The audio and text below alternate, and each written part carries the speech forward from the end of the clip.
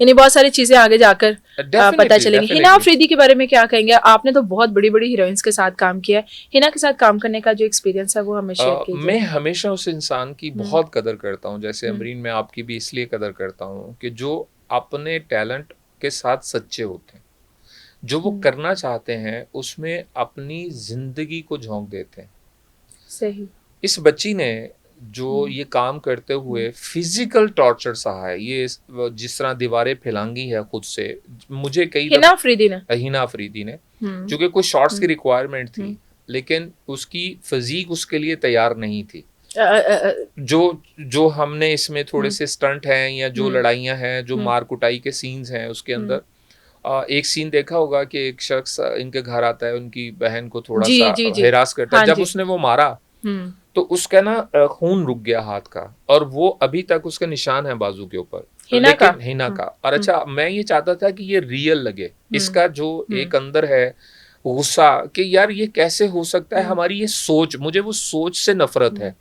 जब हम किसी को मकरूज करते हैं या किसी पे एहसान करते हैं तो उसकी औरत को क्यों माले गनीमत जानते हैं। सही। मैं वो एज डायरेक्टर एंड उसमें मेरा लिखने में थोड़ा कंट्रीब्यूशन है, तो मुझे वो दिखाना जरूरी था। तो मुझे लगा था कि जब एक लड़की एक इनिशिएटिव लेती है तो वो एक ह्यूज पहलवान क्यों ना हो, उसके सामने कमजोर क्यों ना हो, क्योंकि वो इखलाकी तौर पर बहुत नीचे होता है, तो वो फिर आगे से एक्शन नहीं कर सकता। बिल्कुल ठीक है।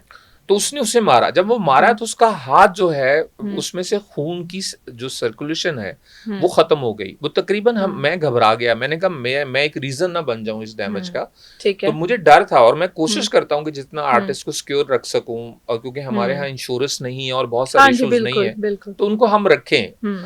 तो इस तरह के बहुत सारे चैलेंजेस थे हिना के, लेकिन हिना का जो क्राफ्ट है वो उसकी डेडिकेशन है। अच्छा, ठीक है। वो चाहती थी, यानी कि उसको सीखने से डर नहीं लगता। हमारे यहाँ एक ये प्रॉब्लम भी है कि अब सीखना जो है वो हमें लगता है कि एक आपको नीचा दिखाने की शायद लोगों को लगता है कि कोशिश है, लेकिन हम हमेशा अगर सीखने के लिए ओपन रहें तो मुझे लगता है कि हमारी ग्रोथ बहुत अच्छी होती है। बहुत अच्छी होती है, बिल्कुल। तो हिना के अंदर ये सबसे बड़ी क्वालिटी थी।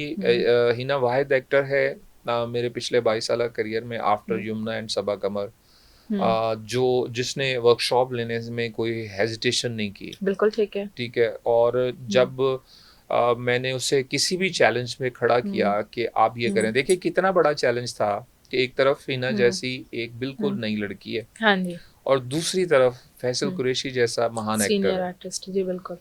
ठीक है। तो उन दोनों के सामने एक दूसरे को एक ही फ्रेम में खड़े करके बैलेंस करना, ये हिना के लिए भी चैलेंज था। और साइमल्टेनियसली आप अगर मेरा चैलेंज समझे, मेरे लिए दोनों चैलेंज थे। एग्जैक्टली, एक तरफ फैसल, और फैसल भी एक ऐसा चैलेंजिंग रोल कर रहा है कि जहां पे अगर मैं छोटी सी भी एक चीज मिस कर जाता हूँ, वो फैसल के कैरेक्टर के साथ साथ फैसल की के अपने स्टारडम को भी डैमेज करती है। बिल्कुल ठीक है। और सेकेंडली, अगर वो लड़की उतना अच्छा परफॉर्म नहीं करती फैसल के सामने जैसे संभाल रही है कि वो उसके अंदर एक ममता लगे, तो वो भी फैसल के लिए ही है। और दूसरा हिना के करियर के लिए बहुत बड़ा चैलेंज है।